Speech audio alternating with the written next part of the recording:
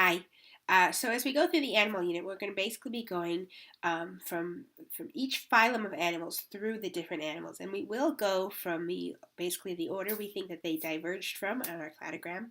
And it does certainly seem like we're getting more and more complex as we go, which is true. Please be careful that you're not thinking about animal evolution as some kind of ultimate step ladder to get to complexity of humans. It does kind of seem like that as we go. We'll get more and more adaptations, but each organism is uniquely adapted for its niche in life, which is why it's still around. And so please, once again, don't think of it as an evolutionary ladder to humans. Think of it as a web of life, a web of animals. So as we study animals, we're basically going to work our way through the different phyla, starting with those that we think evolved first, or at least those whose ancestors evolved first. Typically, these tend to be the simpler animals, but keep in mind we're not necessarily talking about a progression of complexity. Um, as we look at the phyla, these are the main phyla that we're going to focus on. Other types of grouping, remember, classification is always up in the air in terms of finding out new information and reworking it. And so there are other groups, but these are the main ones that we'll focus on. As we consider the ancestry of animals, remember that we are part of the clade Uniconta, and we are part of the subclade Ophistica. So Uniconta would include slime molds and amoeba and fungi, and Ophisticon is a group that includes animals.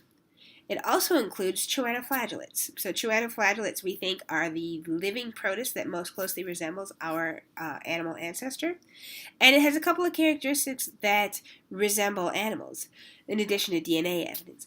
And so one of the things it has in common is the shape of their cells. It looks very, very much like our simplest animals that are the most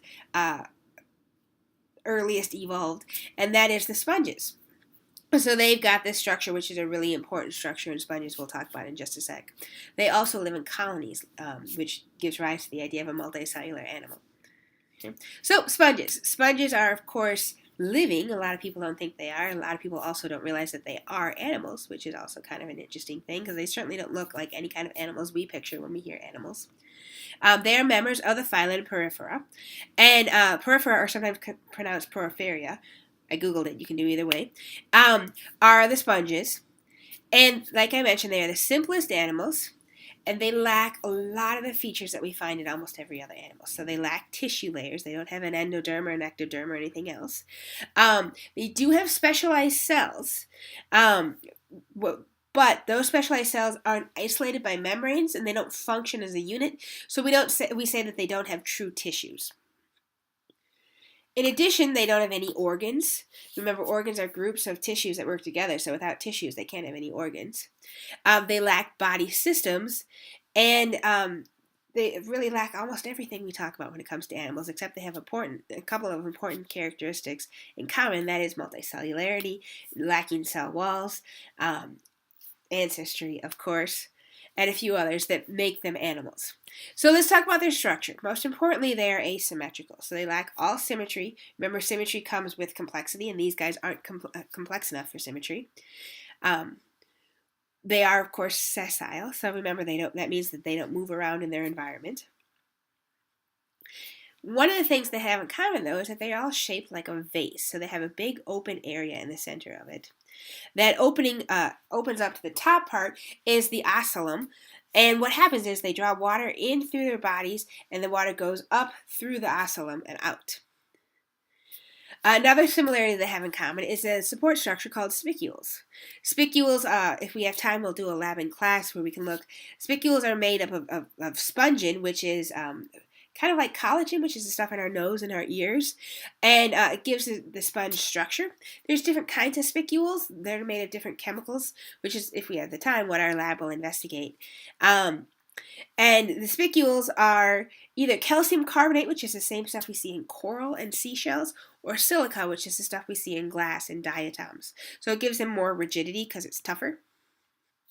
In addition to giving them structure, it also makes them tough to eat. They're very spiky. In fact, handling them sometimes can be a problem because the little tiny points of the spicules will get into your skin, kind of like slivers. So this acts as defense against predators. We can actually use those to classify sponges into different groups, which we'll do. This is a spicule nicely prepared under a microscope. Here's a good spot to pause the video for notes, as well as a good spot to take and do some review. So as we learn more about the sponges, we need to talk about how they perform different functions. One of the most important is, of course, getting nutrients. Sponges are filter feeders. They can't rely simply on current to provide them with enough nutrients, so sponges create their own current. They have choanocytes, which are, if you notice, very, very close in appearance to choanoflagella, which are the protists that we think that they're closely related to. And these choanocytes here have flagella that whip back and forth. What happens then is that they create a current that draws water in through the pores, hence the name porifera. So the water goes in through the pores and out, and as it does that, the sponge can extract the nutrients in the plankton that's in the water floating in it. So the water goes in and out the osculum, and each individual cell then is responsible for digesting its own nutrients, as opposed to having a digestive system. Sponges are aided by cells that can move a little bit, not quite like a vascular system that we have, but cells that look very, very much like amoeba are able to transport water or transport nutrients a little bit back and forth between layers. Let's take a closer look at the internal anatomy. We can see the pores through which the water comes. Here are the choanocytes that create the current, and the amoeba site that's able to travel back and forth. Also notice the spicules that give it support. Speaking of choanocytes, here again are the choanocytes plus the choanoflagellates, or the protists. Notice the similarities between the two, hence the thinking that they're closely related, and again, DNA evidence has backed that up. Like so many invertebrates, sponges are able to reproduce both sexually and asexually. So asexual reproduction, results in a clone of the parent organism. And it can occur in a few different ways in sponges. One of which is a specialized form of budding, in which a cell known as a gemule is produced. So a gemule is almost like a seed in that it's able to survive in favorable conditions and then grow into a new organism when conditions are good. What happens is basically gemmules are produced through like an internal budding. It does not on the outside but inside, and the internal buds then, once produced, are stored inside the sponge. When the conditions become unfavorable, say wintertime, for example, we find it a lot in freshwater areas that might freeze over. So when the conditions are unfavorable and the adult sponge would die, the gemmules then are able to survive and grow into a new organism once conditions are favorable again. Sponges, however, are really, really resistant. They can survive through fragmentation. They can do regeneration. And what's really cool, it's just really remarkable. Any small portion of a sponge can really grow into a new sponge. So they did a really neat experiment. They took a sponge, and remember, they don't feel pain. They took a sponge and put it in a blender. And they took the surviving cells. A lot of them, of course, died in the blending process, but not all of them. They took the surviving cells and were actually able to grow new sponges from the blended up cells. So sponges can really, really reproduce well asexually. But of course, sexual reproduction is needed to increase the genetic variation in a species. So sponges can also reproduce sexually. Sponges are hermaphroditic, so in other words, there's not boy sponges or girl sponges. They can make both sperm and egg. So what happens is the eggs stay in between the outer and inner layer of the cell.